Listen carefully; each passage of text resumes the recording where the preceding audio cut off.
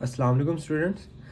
General medicine का हम एक कार्डियोलॉजी वाला चैप्टर स्टार्ट करने लगे हैं, जिसमें पहला टॉपिक आता है एट्रियल फिब्रिलेशन का। ठीक है, एट्रियल फिब्रिलेशन में ना समझने से पहले एक जनरल सा एक कॉन्सेप्ट हम लेते हैं।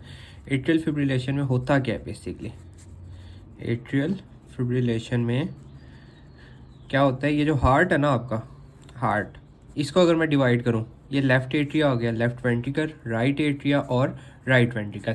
इसमें ये होता है कि जो लेफ़्ट एट्रिया होता है ना, इसमें फोकाई बनने लग जाते हैं। ठीक है, मल्टीपल फोकाई बनने लग जाते हैं, फॉर्म्ड हो जाते हैं, जिसकी वजह से क्या होता है, इरेगुलर रिदम हो जाता है। ठीक है, इरेगुलर पल्स या इरेगुलर आर आर इंटरवल का जो रिदम होता है ना, इरेगुलर सा फॉर्म होने लग जाता है। इसके साथ पेशेंट को क्या होती है, पाल्पिटेशन, फटीग, ब्रेथलेसनेस, पेन और चेस्ट पेन होने लग जाता है। ये एक जनरल सा कॉन्सेप्ट होता है, जिससे क्या होता है कि यहाँ पे जब फोकाई बनेंगे ना, तो लेफ़्ट एट्रिया जो होगा ना, ये क्या हो जाएगा, लेफ़्ट एट्रिया साइज में इंक्रीज़ हो जाएगा। ठीक है, लेफ़्ट एट्रिया की इनलार्जमेंट हो जाएगी। हार्ट रेट जो होगा नियर टू नॉर्मल होगा। हार्ट रेट जो होगा ना इसमें, वो क्या हो जाएगा, नियर टू नॉर्मल हो जाएगा। ठीक है, ये हो गया। देन अब इसको हम डेप्थ में पढ़ते हैं। ठीक है, सबसे पहले आ गया जनरल मेडिसिन में एट्रियल फिब्रिलेशन। एट्रियल फिब्रिलेशन में क्या, लेफ्ट एट्रिया में मल्टीपल फोकाई बन जाएंगे। मोस्ट कॉमन होता है, most common sustain cardiac arrhythmia होता है, और प्रिवलेंस इसकी बढ़ती है एज के साथ, जो डेविडसन की एग्जैक्ट लाइन है। सस्टेन टू कार्डिक एरिथमिया होता है, मल्टीपल फोकाई बन जाते हैं कहाँ पे, विद इन एट्रिया में। ठीक है, और कैसे, एक चॉटिक पैटर्न, एक इरेगुलर पैटर्न से एक इनकी फॉर्मेशन स्टार्ट हो जाती है। ठीक है, इरेगुलर आर्टरियल रिदम हो जाता है। अच्छा, उसके बाद अब एक बंदे को एट्रियल फिब्रिलेशन हो गई, हम उसको डायग्नोज कैसे करेंगे। सबसे पहले क्या होगा, उसका जो जुगुलर वीनस प्रेशर होगा ना, जो कि नेक में हम डिटेक्ट करते हैं, ठीक है, वो रेज हो जाएगा। इरेगुलर पल्स हो जाएंगी, और उसमें जब हम ईसीजी कराएंगे ना, ईसीजी इसकी बेस्ट इन्वेस्टिगेशन होती है। बेस्ट इन्वेस्टिगेशन ऑफ चॉइस कौन सी होती है, ईसीजी। ये एमसीक्यूज में पूछते हैं। ठीक है, ईसीजी में हमें क्या नज़र आएगा, नो पी वेव, कोई पी वेव नहीं होगी। ठीक है, उसके बाद नॉर्मल लेकिन इरेगुलर क्या होगा, Q R S complex form हो जाएगा। ठीक है, और हमें क्या नजर आएगा, irregular R interval, irregular Q R S complex और इरेगुलर आर इंटरवल हो जाएगा। ठीक है, उसके बाद हम एक कॉजेस पे आते हैं। कॉजेस की अगर हम बात करें तो हमने एक मेमोनिक बनाया होता है पाइरेट्स के नाम से। ठीक है, पाइरेट्स, पी से पल्मोनरी एम्बोलिज्म, आई से इस्कीमिक हार्ट डिजीज, ठीक है, आर से रूमेटिक हार्ट डिजीज, देन फिर आता है ए से एट्रियल मिक्सोमा, टी से थायरोटॉक्सिकोसिस, ई से एथेनॉल और एस से सेप्सिस। उसके बाद जो है एट्रियल फिब्रिलेशन की क्लासिफिकेशन की बात करें तो इसका जो मेमोनिक होता है 3P के नाम से होता है। 3P आते हैं इसमें। क्या होता है, पैरोक्सिमल एट्रियल फिब्रिलेशन, परसिस्टेंट और परमानेंट। पैरोक्सिमल क्या होती है, पैरोक्सिमल एट्रियल फिब्रिलेशन होती है जो इंटरमिटेंट होती है। ठीक है, मतलब फौरी हुई, खुद ही हो गई, ठीक हो गई, सेल्फ टर्मिनेटिंग हुई। ठीक है, देन आती है परसिस्टेंट। परसिस्टेंट वो होती है जो परसिस्ट करे, 7 डे से ज़्यादा तक वो परसिस्ट करती रहे, लेकिन वो इलेक्ट्रिकल या केमिकल कार्डियो वर्जन से ठीक हो जाए। परसिस्ट करे लेकिन वो इलेक्ट्रिकल केमिकल कार्डियो वर्जन से। कार्डियो वर्जन क्या होता है कि हम इलेक्ट्रिकल करंट से जो एबनॉर्मल रिदम होता है ना, उसको हम नॉर्मल में कन्वर्ट कर देते हैं, उसको कहते हैं कार्डियो वर्जन। देन होती है परमानेंट। परमानेंट वो जो 1 ईयर से ज़्यादा अरसे तक परसिस्ट कर जाए, और ये कब होगी, जब वो कार्डियो वर्जन की जो हम कोशिश करें वो फेल हो जाए। ठीक है, देन आती है इसकी मैनेजमेंट। ठीक है, मैनेजमेंट। अच्छा, उसके बाद जो क्लिनिकल साइंस होते हैं ना, उसमें बेसिकली एक ट्राइएड हमें मिलता है पेशेंट में। पेशेंट को पाल्पिटेशन होगी, ब्रेथलेस होगा और फटीग होगी। ठीक है, ये जब भी आ जाए तो ये ट्राइएड बेसिकली एट्रियल फिब्रिलेशन को क्या नाम है, रिप्रेजेंट करता है। और उसके अलावा क्या होता है, atrial fibrillation most common cause होता है एम्बोलिक स्ट्रोक का। ठीक है, ये एक एमसीक्यूज आ गया। देन आती है इसकी मैनेजमेंट। मैनेजमेंट में जब हम देखें, हमारे पास 2 तरह के पेशेंट होंगे। एक वो होगा जो हीमोडायनामिकली स्टेबल होगा, एक वो होगा जो हीमोडायनामिकली अनस्टेबल होगा। अब जो हीमोडायनामिकली अनस्टेबल है उसको सबसे पहले हम देखते हैं हीमोडायनामिकली अनस्टेबल। हीमोडायनामिकली अनस्टेबल का क्या मतलब होगा कि अनस्टेबिलिटी होगी उसमें, क्या वो हाइपोटेंशन होगा या उसको चेस्ट पेन होगी या उसको डिस्निया हुआ होगा या उसको कन्फ्यूजन हुई होगी, वो क्या आता है हीमोडायनामिकली अनस्टेबल। अनस्टेबल पेशेंट जो होगा ना उसकी सबसे पहले हम इमीडिएट इलेक्ट्रिकल कार्डियोवर्जन करेंगे। कार्डियोवर्जन क्या होती थी कि एबनॉर्मल रिदम को नॉर्मल रिदम में कन्वर्ट करने को हम कार्डियोवर्जन कहते थे।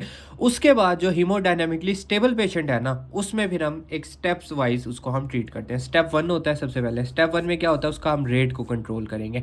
रेट कंट्रोल की जो हमारी बेस्ट मेडिकेशन होती है beta blocker, calcium channel blocker या डाइगॉक्सिन। इसमें जो बीटा ब्लॉकर होती है ना ये फर्स्ट लाइन ड्रग होती है रेट कंट्रोल में, ठीक है। ये एमसीक्यूज आ गया। इसमें अभी तक हमने 2 एमसीक्यूज पढ़े, ईसीजी जो कि बेस्ट इन्वेस्टिगेशन ऑफ चॉइस है और बीटा ब्लॉकर जो कि फर्स्ट लाइन ऑफ ड्रग होती है रेट कंट्रोल में, ठीक है। देन हम उसका रिदम कंट्रोल करते हैं। रिदम कंट्रोल में अगर वो लेस देन 48 आवर्स है तो हम चाडास वास स्कोर के थ्रू हम उसको ट्रीट कर रहे होते हैं। नेक्स्ट पेज पे हम उसको चाडास वास स्कोर क्या होता है उसको हम डिटेल से पढ़ते हैं। देन हम क्या करते हैं, अगर उसका लेस देन 48 और है, ठीक है, उसका रिदम हमने देखा आर्टियल फिब्रिलेशन हुई, उसने हमें ये साइंस बताए पाल्पिटेशन, ब्रेथलेसनेस, फटीग, और उसका जो टाइम था उसने कहा 48 आवर से कम हुआ है, मतलब आजकल में हुआ है, तो हम सबसे पहले उसे आईवी हेपरिन देंगे, इलेक्ट्रिकल कार्डियोवर्जन करेंगे और फार्माकोलॉजिकल कार्डियोवर्जन। फार्माकोलॉजिकल कार्डियोवर्जन जो होता है ना इसमें हम पेरेंट्रल फ्लीसेनामाइड, प्रोकेनामाइड ये देते हैं, ठीक है। ये मेंशन कर लेना फार्माकोलॉजिकल में। अगर वो 48 आवर से ज़्यादा है, 2 दिन से ज़्यादा उसको हुआ है, तो हम चाडास वास स्कोर के साथ हम उसको एंटीकोगुलेंट देंगे। एंटीकोगुलेंट 3 हफ्तों के लिए या 4 हफ्तों के लिए, और एंटीकोगुलेंट के साथ हम उसे वारफरिन देंगे। देन हम उसके ट्रांस एसोफेजियल एक्को करा देंगे और एंटीकोगुलेशन दे देंगे, ठीक है। ये हो गया हीमोडायनामिकली अनस्टेबल पेशेंट्स के लिए। अब वो पेशेंट जो कि हीमोडायनामिकली ठीक है, हीमोडायनामिकली अनस्टेबल हमने जस्ट इलेक्ट्रोकार्डियोवर्जन करेंगे। स्टेबल में हमने ये स्टेप्स किए, और हीमोडायनामिकली अनस्टेबल में मैं बताया था हाइपोटेंशन, चेस्ट पेन, डिस्निया या कन्फ्यूजन होगी। उसके बाद एक और एट्रियल फिब्रिलेशन आती है, 3 ये थी पैरोक्सिमल, परसिस्टेंट, परमानेंट। एक और आती है लॉन एट्रियल फिब्रिलेशन, ठीक है। ये उसकी एक और टाइप्स होती है lawn atrial fibrillation. Lawn atrial fibrillation ये होती है कि जो पेशेंट है वो 68 से कम है, उसको कोई भी रिस्क नहीं था, कोई उसको दिल की बीमारी नहीं थी, बीपी शूट नहीं करता था, कुछ भी नहीं था, लेकिन उसमें अगर एट्रियल फिब्रिलेशन हुई है तो उसको हम लॉन एट्रियल फिब्रिलेशन कहते हैं, ठीक है। अच्छा, देन आता है फिर वो चाडास वास स्कोर जो हम पीछे डिस्कस कर रहे थे, कि जिसमें हम हीमोडायनामिकली स्टेबल और अनस्टेबल पेशेंट को जब हम रेट कंट्रोल, रिदम कंट्रोल करा रहे थे, रेट कंट्रोल में भी इसको यूज़ कर रहे थे, रिदम कंट्रोल में भी इसको यूज़ कर रहे थे, ठीक है। चाडास वास स्कोर क्या होता है, इसमें हमने ए के साथ 2 लगाना है और एस के साथ 2 लगाना है, ठीक है। सी से सबसे पहले कंजेस्टिव हार्ट फेलियर है अगर वो पेशेंट, उसको हम 1 पॉइंट दे देंगे। अगर उसको हाइपरटेंशन है उसको 1 पॉइंट दे देंगे। अब ए के साथ 2 आया है, एज अगर उसकी 75 से ज़्यादा है तो उसको 2 पॉइंट्स देंगे, ठीक है। अगर वो डायबिटीज़ मेलाइटस है उसको 1 पॉइंट देंगे। अगर उसको कोई प्रीवियस स्ट्रोक हुआ था उसको हम 2 पॉइंट देंगे, ठीक है। ए के साथ 2, ए 75 से ज़्यादा है तो 2 पॉइंट, और अगर कोई स्ट्रोक था उसको तब भी हमने 2 पॉइंट्स दे दिए। देन उसको कोई एनी वेस्कुलर डिजीज़ थी उसको, ठीक है, वेस्कुलर डिजीज़ थी तो उसको 1 पॉइंट देंगे। देन ए आ गया, एज अगर उसकी 75 से कम है, 65 से 74 है, तब भी 1 पॉइंट देंगे। अगर उसका सेक्स जो है वो मेल है या फीमेल है तो उसको हम 1 पॉइंट देंगे। टोटल पॉइंट्स इसके होते हैं 9 पॉइंट्स। अगर इसको हम प्लस करें तो टोटल 9 पॉइंट्स होते हैं मैक्सिमम पॉइंट्स। अगर उसका स्कोर 0 है तो उसको सिर्फ एस्पिरिन देंगे। अगर उसका स्कोर 1 है तो उसको कोई एंटीकोगुलेंट दे देंगे। अगर 2 से ज़्यादा है तो जस्ट हम उसको वारफरिन दे देंगे। तो ये एक जनरल सा एट्रियल फिब्रिलेशन का कॉन्सेप्ट था। होप सो आपको समझ आ गई होगी। एट्रियल फिब्रिलेशन में क्या होता था कि एट्रिया में फोकाई बन जाते थे, ठीक है, जिसकी वजह से इरेगुलर रिदम हो जाता था, पेशेंट को पाल्पिटेशन, ब्रेथलेसनेस, फटीग हो जाती थी। ECG best investigation of choice होती थी कि जिसमें हम डिटेक्ट कर लेते थे कि जो उसका रिदम है कि QRS इंटरवल, और कोई पी वेव नहीं होती, QRS कॉम्प्लेक्स जो है वो इरेगुलर होता था, और RR इंटरवल भी इरेगुलर होते थे। 3 टाइप्स होती थी, पैरोक्सिमल, परसिस्टेंट, परमानेंट, ठीक है। बुक से अगर हम मैच करें इसको तो ये हमारा एक एट्रियल फिब्रिलेशन का जनरल सा कॉन्सेप्ट है। मोस्ट कॉमन होता था सस्टेन एरिथमिया होता था, मल्टीपल फोकाई बन जाते थे चॉटिक पैटर्न में। डायग्नोज में जेवीपी बड़ा होता था, इरेगुलर पल्स होती थी, ईसीजी की बेस्ट इन्वेस्टिगेशन होती थी जिसमें कोई पी वेव नहीं होती थी, क्यूआरएस कॉम्प्लेक्स इरेगुलर होता था और इरेगुलर आरआर इंटरवल होता था। ठीक है, कॉजेज क्या थे? Pirates, pulmonary embolism, ischemic heart disease, rheumatic heart disease, A से एट्रियम एक्सोमा, टी से थायरोटॉक्सी, ई से एथेनॉल और एस से सेप्सिस होता था।